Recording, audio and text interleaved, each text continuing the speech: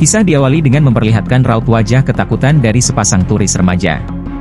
Bagaimana tidak, sosok penunggu di tempat mereka berada saat ini diketahui baru saja membantai beberapa turis lainnya. Lalu kita pun diperlihatkan ketika sosok itu akhirnya berhasil menemukan pasangan ini dan membunuh keduanya dengan cara yang sangat keji.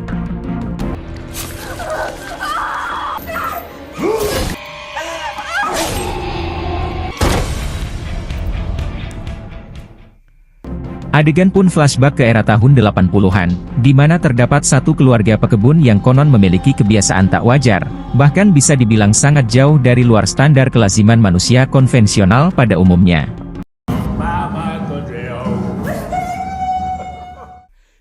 Ya, lebih tepatnya mereka adalah keluarga kanibal, di mana setiap pelancong yang datang berlibur ke pekebunannya pasti dibunuh untuk disantap kecuali satu gadis malang yang terlihat masih dibiarkan hidup. Sebab mereka ingin sekali memanjakan sang anak yang bernama Charlie dengan sajian menu favoritnya yakni sop iga spesial yang dibuat khusus dari tulang rusuk gadis tersebut.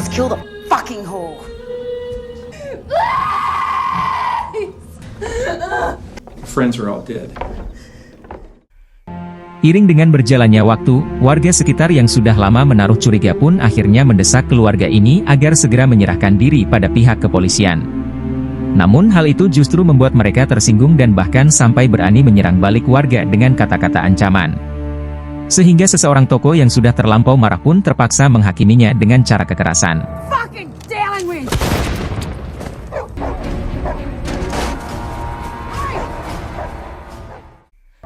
Dari beberapa bukti potongan jasad yang ditemukan membusuk termasuk gadis tadi, kini warga menjadi lebih yakin bahwa yang sedang mereka hadapi saat ini adalah keluarga psikopat yang juga kanibal. Maka tanpa menunggu lama lagi, mereka pun bergegas untuk menyusul Charlie dan ibunya yang tadi sempat melarikan diri ke area perkebunan.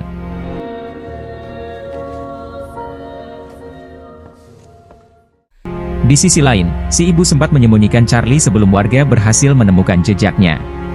Namun dia bersikeras untuk tetap bungkam perihal keberadaan anaknya tersebut dan terlepas dari segala kelemahan fisik Charlie, yang juga punya kelainan dalam segi pendengaran.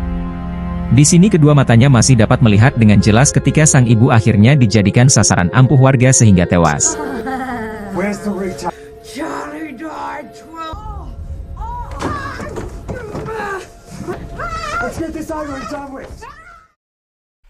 Kembali ke masa sekarang, di mana tiga anak muda yaitu Donkey, Jason, Natasha, tapaknya mereka berencana akan pergi berlibur ke sebuah tempat terpencil yang Donkey menyebutnya dengan perkebunan Charlie.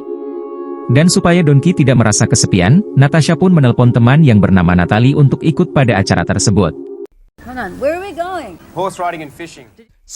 Singkat cerita, mereka pun telah sampai pada separuh perjalanan, lebih tepatnya di sebuah bar yang kemudian mereka berhenti di sana sembari bertanya-tanya tentang perkebunan Charlie. Di sini Blue tidak menyebutkan jika dirinya merupakan tokoh warga yang menjadi saksi pada kisah dalam perkebunan Charlie pada 30 tahun silam, melainkan dia sekedar mengingatkan saja agar Donkey dan kawan-kawan segera membatalkan rencananya, namun sayang mereka seakan tak mau peduli meski telah diperingatkan beberapa kali. True people still go missing out that way. For this war, you're going to take your friends home. Come on, sorry. Selepas dari sana mereka pun memilih untuk beristirahat dengan mendirikan kemah yang disertai hangatnya api unggun. Sementara itu Donkey ternyata pernah mendengar cerita tentang perkebunan Charlie saat ia masih kecil, namun karena tidak tahu pasti kebenarannya maka ia pun dengan tegas meyakinkan teman-temannya jika semua kisah itu hanyalah sebuah dongeng fiktif belakang. Back in the mid-80s, there was a family that lived out here somewhere. They weren't acting weird, come on. Well, they weren't laughing. All I know is they had a son called Charlie. Saat hari menjelang siang, perjalanan kembali dilanjutkan dengan meminta petunjuk arah dari seseorang teman Natasha bernama Tommy. Ini dia orangnya. Sekilas gambaran menakutkan tentang perkebunan Charlie pun sempat disinggung Tony, di mana pihak kepolisian saja sudah tidak mau lagi menjamah area tersebut. Namun yang tak habis pikir Jason justru malah merasa tertantang dan terlihat cukup senang mendengarkannya. Okay. Cheers. Thank you. You're still an asshole. Selang beberapa saat mereka pun sampai di sebuah tempat yang mana Donkey menemukan besi tua bertuliskan John Wilson dan sekaligus meyakinkan mereka jika itulah gerbang menuju tempat yang dimaksud. Karena menurut cerita John Wilson merupakan nama dari keluarga pemilik perkebunan tersebut.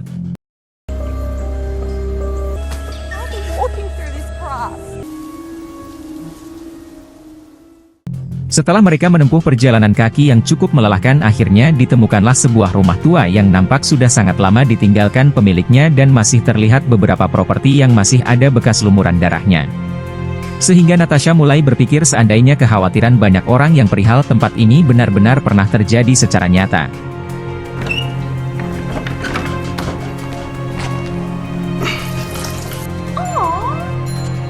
Cute or what?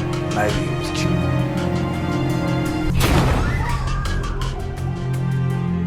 Hingga saat mereka bersiap-siap untuk melewati malam pertama berada di rumah tersebut, sikap Jason yang bisa dibilang terlalu takut ini justru semakin menambah kegelisahan Natasha, sementara Melanie sendiri tiba-tiba merasakan kehadiran sosok tinggi besar yang tengah memperhatikannya. Di saat semua teman-teman yang lain sudah tertidur lelap,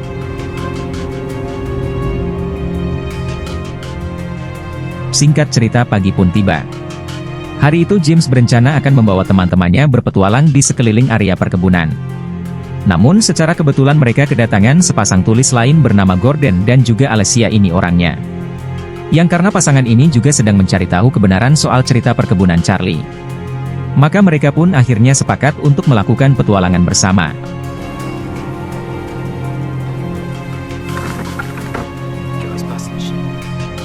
James dan Gordon pergi bersama pasangannya masing-masing lebih dulu. Sedangkan Donkey yang terlambat karena kelelayannya pun terpaksa harus membawa Melanie melewati jalur lain, di mana kemudian dikejutkan dengan heliwir aroma bangkai manusia yang ternyata berasal dari sebuah sumur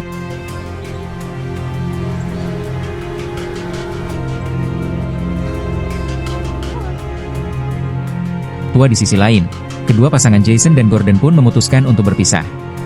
Dengan cara itu mereka berharap bisa segera menemukan sesuatu yang menurut mereka menarik. Sementara Natasha hanya mengikuti keinginan Jason saja. Meskipun dia masih terlihat begitu lemas, cemas, dan seandainya nanti malah terjadi sesuatu yang tidak diharapkan. Kembali lagi pada pasangan Donkey yang kini sudah berjalan cukup jauh hingga mencapai pinggiran sebuah danau kecil yang pada momen tersebut, Donkey lantas menunjuk Melanie agar sekiranya mau diajak mandi bersama sambil berenang di sana. Come on, it'll be fun. What about Crocs? Di saat bersamaan, pasangan Gordon berhasil menemukan sebuah gudang terbengkalai yang ketika baru saja masuk langsung tercium sengatan bau bangkai serta keberadaan sebuah ranjang tidur yang terlihat seperti masih sering digunakan. Namun ketika Gordon bermasuk untuk mencari tahu siapa penghuni gudang tersebut, tiba-tiba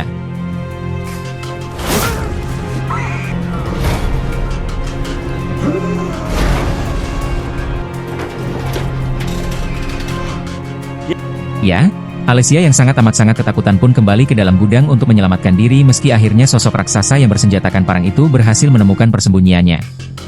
Bahkan dia tak segan-segan menghabisi nyawa Alessia dengan menggilaskan roda traktor tepat di bagian mastakannya.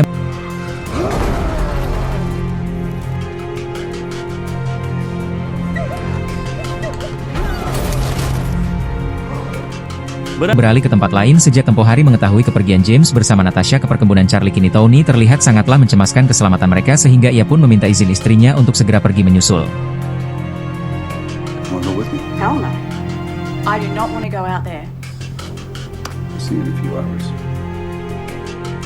Sementara itu, perjuangan Donkey dalam misi meruntuhkan keimanan Melanie sudah hampir mencapai puncak kesuksesan. Namun belum juga sempat melakukan eksekusi, Donkey sudah harus berurusan langsung dengan si raksasa yang tahu-tahu sudah ada di sana. Yang sungguh naasnya, sosis kebanggaan Donkey ditebas habis hingga ke akar-akarnya. What, Mel? I think he's a bit retarded. Seketika, Melanie teringat akan sosok makhluk yang sempat dia lihat semalam. Ia dengan sekuat tenaganya berlari untuk menyelamatkan diri, akan tetapi semuanya sia-sia karena makhluk itu dapat dengan mudah menyergap mangsanya hingga pelarian pun berakhir semengerikan ini.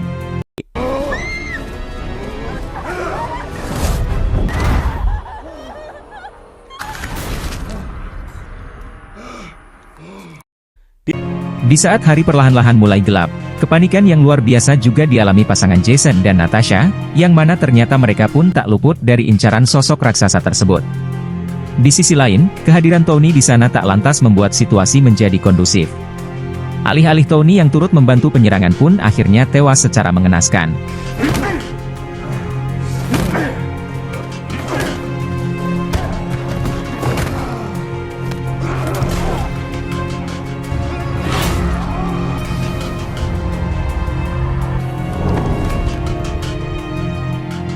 Alhasil, kini hanya tersisa Natasha seorang diri, itu pun dia masih harus berjuang menghindari ancaman si raksasa yang terus mengejarnya hingga pada posisi di mana Natasha hanya bisa pasrah dan tak mampu berbuat apa-apa lagi.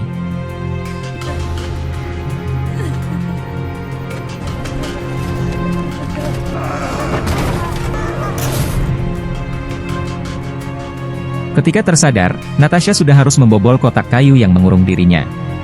Dari situ, ia pun mulai berasumsi akan kebenaran cerita seram yang banyak dibicarakan. Dia yakin jika lorong sempit itu merupakan tempat rahasia di mana si raksasa telah membuang jasad para turis yang jadi korban kebiadabannya selama ini.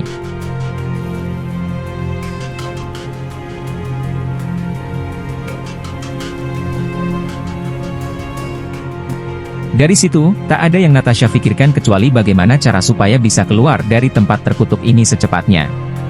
Maka ia pun perlahan-lahan melangkahkan kakinya hingga menemukan sebuah tangga menuju jalan keluar. Namun, kemunculan monster itu langsung memaksa dia untuk pergi bersembunyi di antara jasad mayat-mayatnya.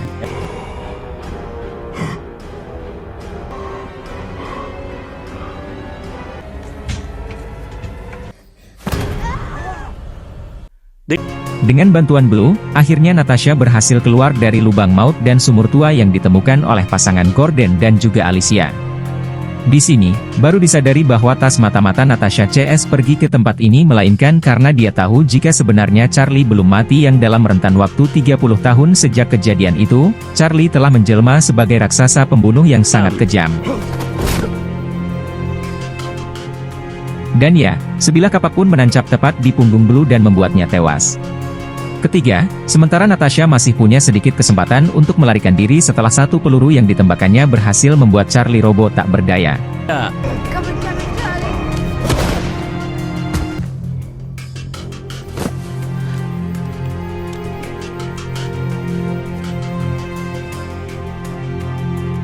Di penghujung kisah terlihat Natasha berusaha meraih kunci truk yang akan digunakannya untuk kabur. Namun, sungguh disayangkan Charlie ternyata masih bisa bangkit untuk membunuh Natasha yang dengan ini terbukti bahwa jiwa-jiwa psikopat Charlie semakin menjadi sebab ia telah merasa tertantang untuk melampiaskan dendam atas kematian.